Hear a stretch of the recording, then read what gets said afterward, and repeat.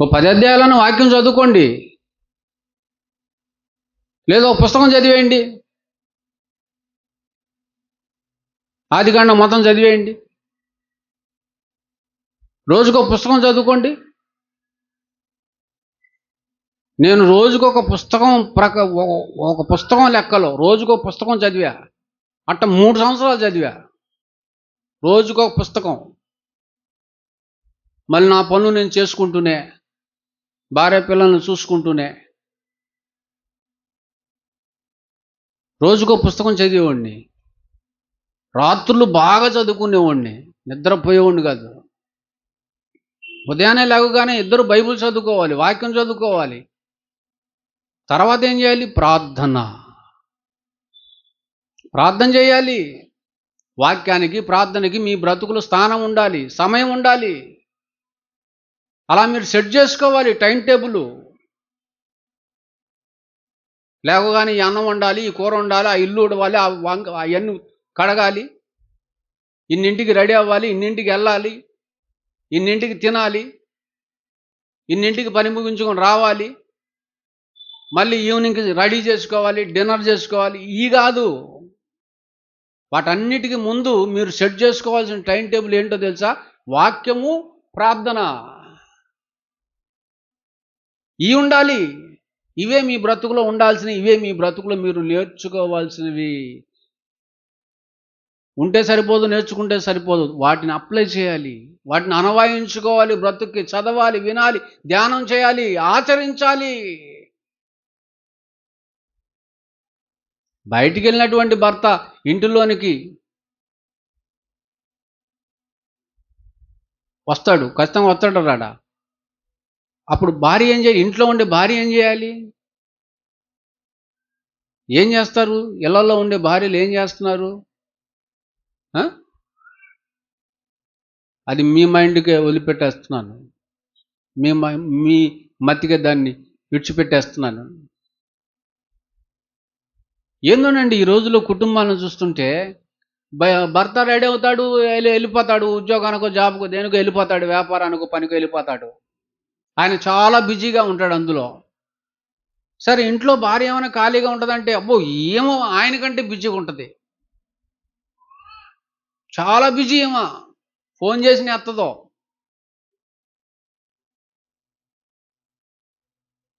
అంతసేపు చదవమన్నా నేను బైబులు, అంతసేపు చేయమన్నా నేను ప్రార్థన. అది నేను ఫోన్ చేసినా కూడా ఎత్తదో. ఆయన బిజీగా ఉంటాడు కదా అని ఏమొక చేతి ఏమే ఎత్తదో. Busy busy busy busy busy busy busy అయిపోయారు. ఎందుకు బిజీ? ఎందులో బిజీ? ఆయన అంటే పనిలో బిజీ. మరి నువ్వు? అమ్మో, నీకు మామూలు పని, ఎన్ని ముచ్చట్లు, ముచ్చట్లే ముచ్చట్లు, ముచ్చట్లే ముచ్చట్లు. ఆయనేమో అక్కడ బిజీ, నువ్వేమో ఈ ముచ్చటల్లో బిజీ. ఇంకెవరితో మాట్లాడాలండి అని సేవకుడు. ఎవరికి ఫోన్ చేసినా స్పందనే ఉండదు. ఏమండి, మా చర్చిలో ఉన్నారులేండి, అమ్మ నువ్వు కొత్తగా వచ్చావుగా ఇయ్యాలే, ఈరోజు ఫోన్ చేస్తాను బిడ్డ, ఎల్లుండి చేస్తాడు.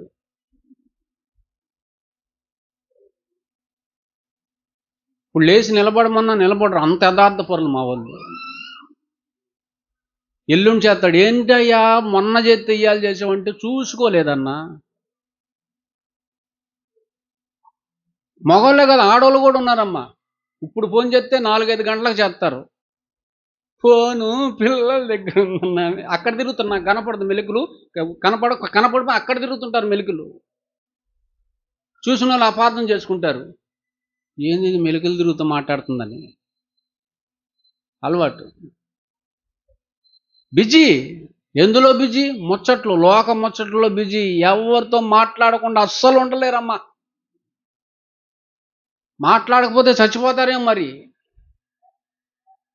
ఇంకా వాక్యం ఎక్కడుంది? ఇంకా ప్రార్థన ఎక్కడుంది? వాక్యం లేనప్పుడు, ప్రార్థన లేనప్పుడు ఇక కట్టబడేది ఎక్కడ? ఇసుక మీద. ఎక్కడ కట్టబడేది? ఇసుక మీద. ఇసుక మీద ఇల్లు కట్టుకొనిన వాడి పరిస్థితి ఏంటి? ఉం? చదువుకోండి, ఆ వాక్యాన్ని చదువుకోండి, చాలా బాగుంటుంది. అర్థమైందా ప్రియులారా?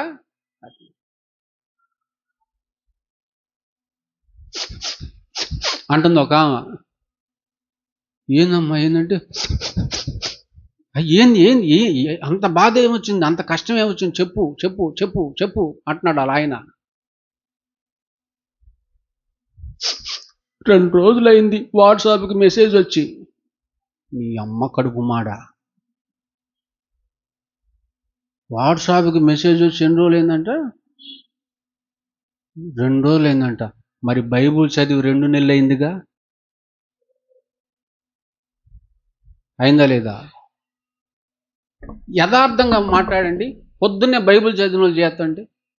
1 2 ఏం చదివారో లేదు చెప్పండి.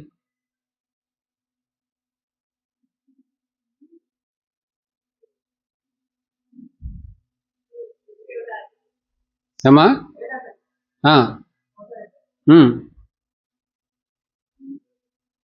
అక్కడ ఉంది ఒకటేలే. చివరి వచనం చెప్పు.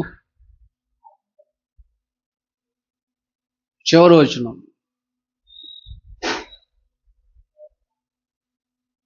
మొదటి వచనం చెప్పు.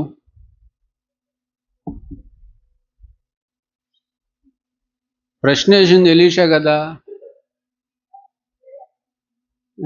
కూర్చో. ఫోన్లో మెసేజ్ రాకపోతే ఎంత బాధ, అల్లాడిపోతారే. కానీ బైబుల్ చదివి ఎన్ని రోజులైంది? మనసు పెట్టి చదివితే కుదరదు. మనసు పెట్టి చదివావా? దేవా నాతో మాట్లాడు నాయనా అని చదివావా? నువ్వు మాట్లాడితే నేను బతుకుతానయ్యా, నువ్వు మాట్లాడితే నేను కట్టబడతానయ్యా,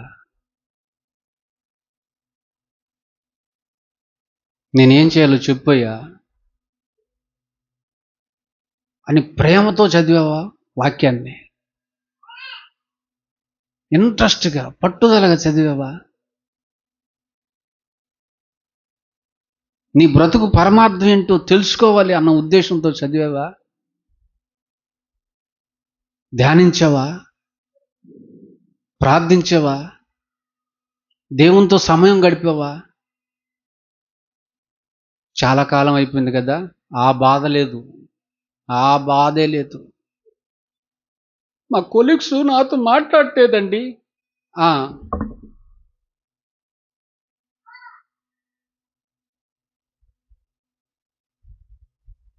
ఆటోకి ఏడుతుంది, కొలీగ్స్ ఏం చేయలేదంట, అందుకని బాధ వేదన. మరి ఎంతో కాలం నుంచి బైబుల్ చదవట్లేదు, ప్రార్థన చేయట్లేదు అన్న బాధ, క్షేమ కుట్టినంత కూడా లేకపోవటం దేవుణ్ణి బహుగా బాధ పెట్టే విషయం ఇది. ఇలా ఉంటే ఎలా కట్టబడతారు చెప్పండి? ఎలా ఉంటుంది ఐక్యత? ఎలా ఉంటుంది ప్రేమ? ఎలా ఉంటుందండి దేవుని సన్నిధి? మనుషులతో కమ్యూనికేషన్ గ్యాప్ వస్తేనే అల్లాడిపోతావే, మరి దేవునికి నీకు ఎన్నాళ్ళ నుండి ఉంది గ్యాప్? దేవునితో మీరు సరైన సంబంధం కలిగి ఉన్నారా? సన్నిహితమైన సంబంధం దేవునితో నాకు ఉందన్న వాళ్ళు చేయొద్దండి, గుండు చేయించుకుంటా.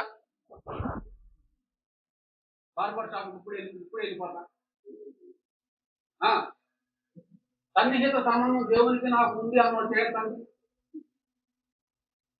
చేయొద్దండి. ఎవరు లేదని వాళ్ళు ఎత్తండి. అమ్మ ఆశ్చర్యం మా చర్చి. ఉన్నోళ్ళు ఎత్తండి అన్నా ఎత్తరు, లేనోళ్ళు ఎత్తండి అన్నా ఎత్తరు. మరి ఉంది ఎవరు?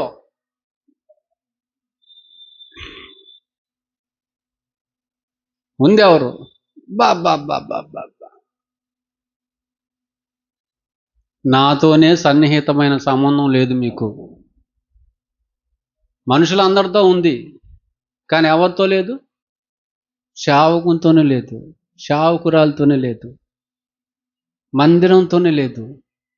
ఇక బైబిల్తో ఏముంటుంది, ప్రార్థనతో ఏముంటుంది?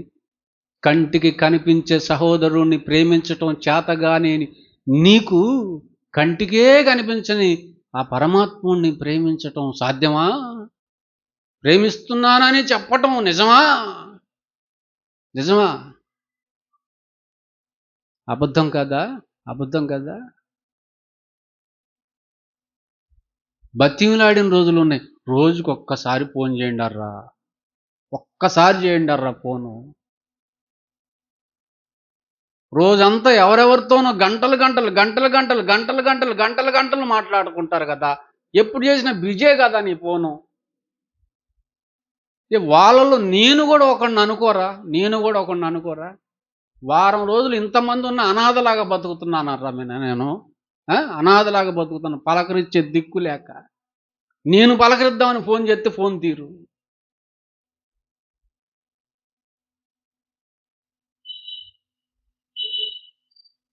కట్టబడలేదు, కట్టబడ్డయ్యా. తేల్చుకోలేనటువంటి పరిస్థితి కనపడుతుంది ఇక్కడ, కనపడుతుంది.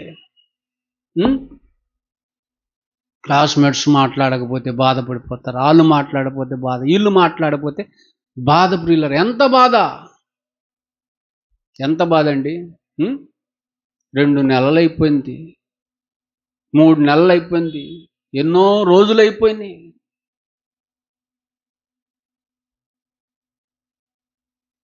దావీదు ఒక మాట అంటాడు, యెహోవా మందిరమునకు వెలుదమని జనులు నాతో పలుకుగా నేను ఏం చేశాను?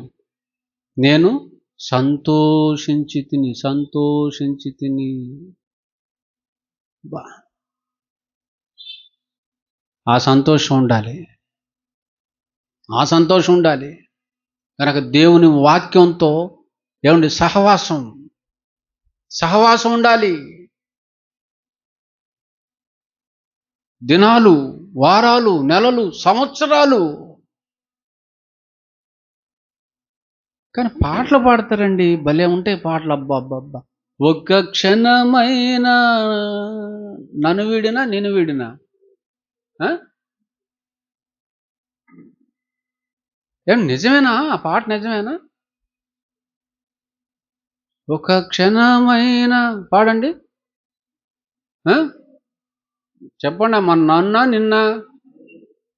నిన్న ఒక్క క్షణమైన నిన్ను వీడినా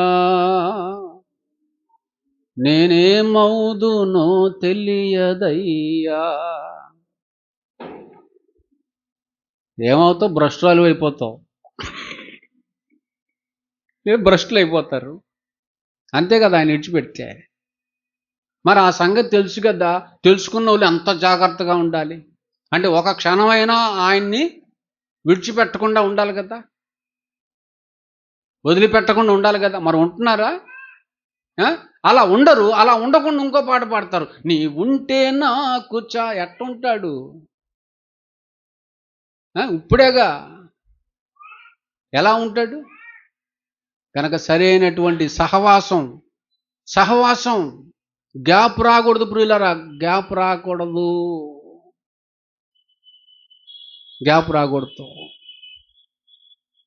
ఆత్మ సంబంధమైన వేదన, బాధ మనలో గనక లేకపోతే ముచ్చటైన జీవితానికి అవకాశం అనేది ఉండదు, గుర్తుపెట్టుకోండి. గనక మీరు ఎప్పుడు బిజీగా ఉండాలా, మనసారా కోరుకుంటున్నాను నేను. ఇప్పుడు మనసారా ఇక్కడ ఉన్న వాళ్ళందరూ బిజీ అయిపోవాలి, నా పిల్లలందరూ బిజీగా ఉండాలా దేవునిలో బిజీగా ఉండాలా. ఫోన్ చేసినప్పుడు ఫోన్ ఎత్తు, అన్నా వాక్యం చదువుకుంటున్నా, అమ్మో నా బిడ్డ బిజీగా ఉంది,